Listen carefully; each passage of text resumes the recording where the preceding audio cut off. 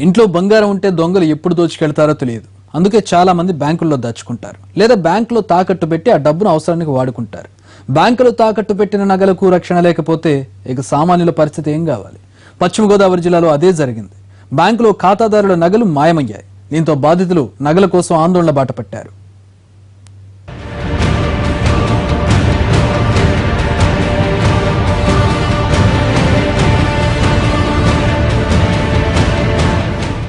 ఇది పశ్చిమ గోదావరి జిల్లా ఆకువేడిలోని కార్పొరేషన్ బ్యాంక్. ఈ బ్యాంకులో బంగారు నగలు మాయమైన ఘటన స్థానికంగా కలకలం రేపింది. ఇంట్లో బంగారం మాయమైందంటే దొంగలు ఎత్తుకెళ్లారు అనుకోవచ్చు.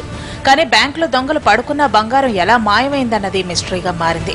10-20 కాసులు కాదు, ఏకంగా 329 కాసుల బంగారం మాయమైంది.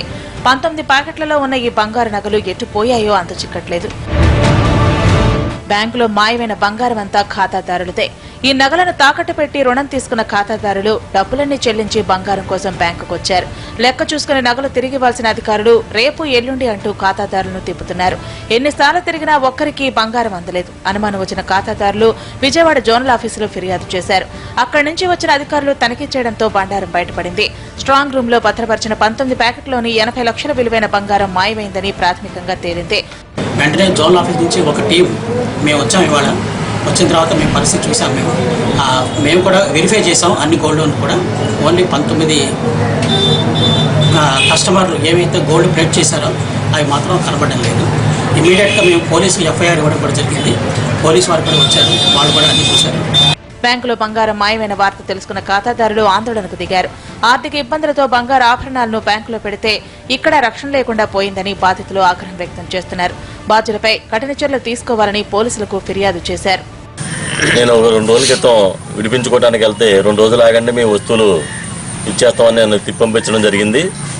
ఈరోజు ఉదయం నాకు తెలిసిన దాన్ని బట్టి నేను బ్యాంక్ వెళ్ళి కనుక్కుంటే మీ వస్తువులు మిస్ అయినాయండి, అవి దాని గురించి ఎంక్వైరీ చేస్తాను, చీఫ్ మేనేజర్ గారు అందరూ వచ్చారు అని చెప్పడం జరిగింది. అది రోజు చూపిస్తున్నాను. బ్యాంకులోకి వెళ్తే డబ్బు కట్ట సామాన్లు చెప్పట్లేదన్నాడు. ఇదిగో అన్నారు. ఇన్నాడు ఎంక్వైరీలో ఏమేం జరిగిందంటే వస్తువులు కనబడతలేదు, లేవండి అన్నారు. ఎంక్వైరీ చేస్తామన్నారు. 1433 మంది తనఖా పెట్టిన సుమారు 329 కాసుల బంగారు ఆభరణాలు ఉన్న 19 సంచులు మాయమైనట్టు పోలీసుల విచారణలో తేలింది. బ్యాంక్ మేనేజర్ ప్రసాద్ తో పాటు మరో 4 సిబ్బందిని అప్రైజర్ ను అదుపులోకి తీసుకున్నారు. జోనల్ మేనేజర్ విజయవాడ నుంచి వచ్చిన బాలాజీ గారు కంప్లైంట్ చేయడం జరిగింది. దాని మీద కేసు నమోదు చేసి దర్యాప్తు చేస్తాం. అంటే వీళ్ళ అప్రైజింగ్ వాల్యూ వచ్చి 42 lakhs నియర్లీ. నెట్ వెయిట్ అన్ని చూసుకుంటే మొత్తం ఇంకా పెరిగే అవకాశం ఉంది. స్ట్రాంగ్ రూమ్ లో భద్రపరిచిన నగలు మాయమయ్యాయంటే ఖచ్చితంగా బ్యాంక్ సిబ్బంది పాత్ర ఉండొచ్చంటున్నారు బాధితులు. ఇంటి దొంగలెవరో తేల్చే పనిలో ఉన్నారు పోలీసులు.